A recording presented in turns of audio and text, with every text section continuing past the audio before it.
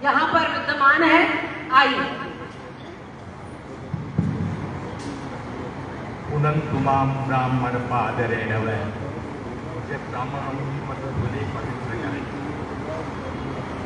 वेदा है वेदम सुखम महांतम आदित्य वर्णम तमसः परस्तात् तमेव विदित्वाद्य मृत्यु में नान्यं पंथा विद्यते नाय रेणुकानंदनं वीरं जामदग्निं महाव्रतिं विप्राणां गौरवं वन्दे परशुरामं पुनः पुनः नमामि यामिनीनाथ लेखालंकृत कुंतलां भवानी भवसंताप निर्वापन सुधानदिं शंकरं शंकराचार्यं द्विपीठे सम जगद्गुरुं योगिनां परमं वन्दे मद्गुरुं सद्गुरुं वन्दे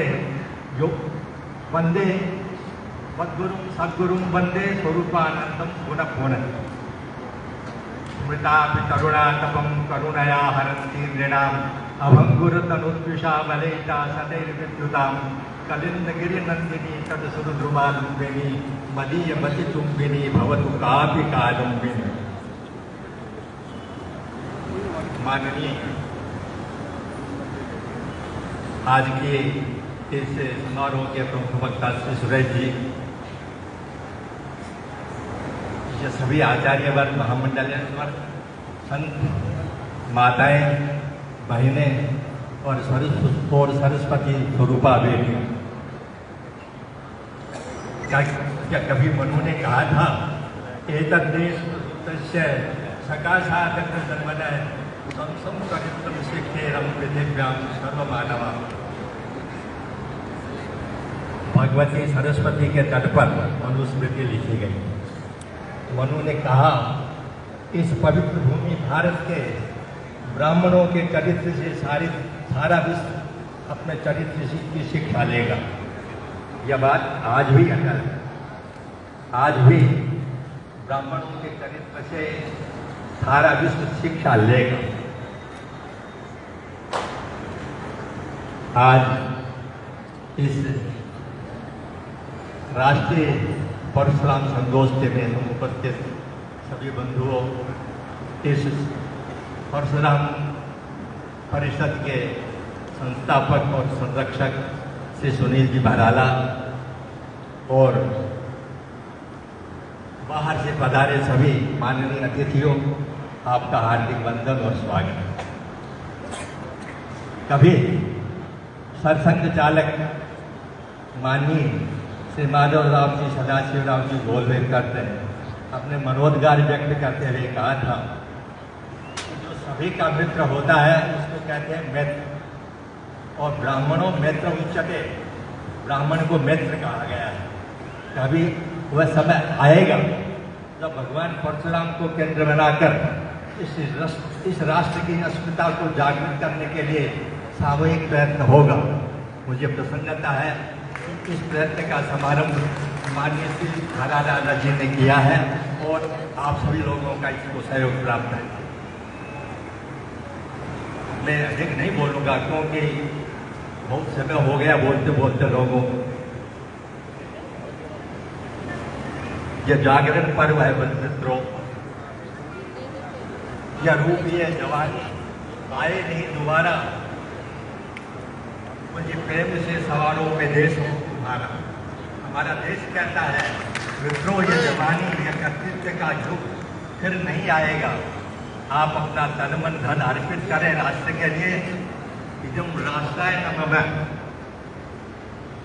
में इस परिषद को बद्रिकाश्रम ज्योतिषपीठ के जगतगुरु शंकराचार्य और द्वारका शारदा पीठ के जगतगुरु शंकराचार्य स्वामी स्वरूपानंद जी सरस्वती का शुभाशीर्वाद प्रदान करने के लिए आपके मध्य उपस्थित हैं।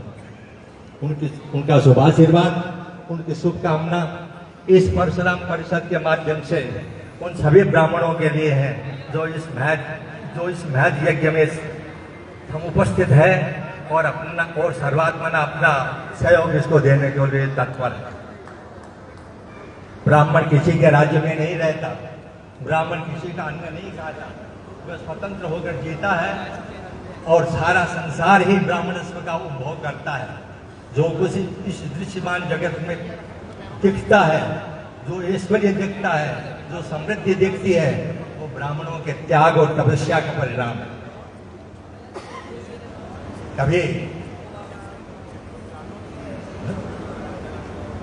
कभी धनानंद के कारागार में पाटलिपुत्र में बंदी चाणक्य को वररुचि कात्यायन ने कहा था, तुम ब्राह्मण हो भाई, त्याग और क्षमा की मूर्ति, तुम इन्हें क्षमा कर कारागार से बाहर आओ, मैं अपना वाक्य पूरा करना चाहता हूँ। चाणक्य ने उत्तर दिया था, मैं भाषा सुधारने के पहले मनुष्यों को सुधारना चाहता हूँ। हम लोग लोहे और सोने के सामने सिर झुकाने के लिए ब्राह्मण नहीं बने। आज भी यही बात है, ब्राह्मण किसी के सामने सिर न झुकाए, स्वाभिमान से जीवन जिए, यही इस परिषद का संकल्प है और यही इस परिषद का उद्देश्य।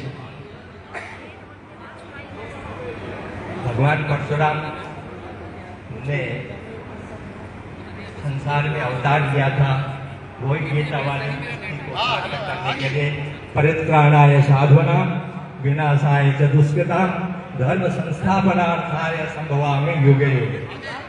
भगवान विष्णु के अंशावतार के रूप में, षष्ठ अवतार के रूप में उन्होंने माँ रेणुका के गर्भ से जन्म लिया और जामदग्नि कहलाए, जमदग्नि के पुत्र थे, महर्षि विश्वामित्र के भांजे थे।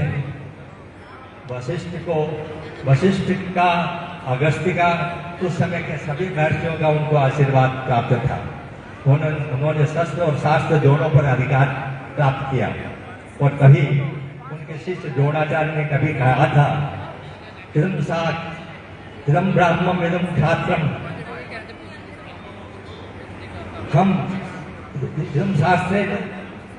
हम शास्त्र से और शास्त्र से सभी प्रकार से सफलता प्राप्त करेंगे। इदं ब्राह्मणम् इदं क्षात्रम्, यह हमारा ब्राह्मणत्व है। वेद का ज्ञान करना, शास्त्र का ज्ञान करना हमारा ब्राह्मणत्व है और शास्त्र का ज्ञान करना हमारा शास्त्रीय धर्म है। हम आतताइयों का विनाश करने के लिए, इस पवित्र भूमि में आतताइयों का विनाश करने के लिए शस्त्र और शास्त्र दोनों से काम लेंगे और वही परशुराम का संदेश आज भी है। ब्राह्मण इतना समर्थ बने कि किसी के सामने सिर नहीं झुकाए, वो अपनी विद्या में भी पारंगत हो और आज की विद्या में भी पारंगत हो। भगवान परशुराम के जन्म स्थान के बारे में शंका होती है। लोग उनका जन्म मध्य प्रदेश में इंदौर के पास में किसी गांव में बताते हैं, पर महर्षि जमदग्नि का आश्रम सरस्वती के किनारे हरियाणा में था और उस रेणुका तपोवन में ही भगवान परशुराम का जन्म हुआ था, ऐसा अधिकांश विद्वानों की मति। कुछ लोग उनका स्थान अरुणाचल में भी बताते हैं। वो अब भी आज भी चिरंजीवी के रूप में महेंद्राचल पर्वत पर तपस्यारत है और कहा यह जाता है, हमारे ऋषि यह कहते हैं कि वो कल की अवतार के रूप में जब भगवान जन्म लेंगे तो उनके भी गुरु बनेंगे और तभी वो धर्म की जय हो, अधर्म का नाश हो, प्राणियों में सद्भावना हो, विश्व का कल्याण हो, गो हत्या बंद हो और भारत अखंड हो। ये हमारे नारे नहीं, जयनाथ नहीं है, ये हमारे संकल्प है। हम धर्म की जय के लिए प्रयत्न करेंगे, अधर्म के विनाश के लिए प्रयत्न करेंगे, भारत देश से गो हत्या का कलंक मिटाएंगे, संपूर्ण विश्व को सद्भावना का संदेश देंगे और इस भारत भूमि को भी अखंड बनाएंगे। यह ब्राह्मण मात्र का उद्देश्य होना चाहिए। इस गोष्ठी का भी संकल्प यही होना चाहिए। आप लोगों ने मुझे यह अवसर प्रदान किया, मैं आप लोगों का बहुत बहुत आभारी हूँ, हृदय से कृतज्ञ हूँ और आप सभी लोगों को पुनः प्रणाम करता हूँ। जय तु भारतम, जय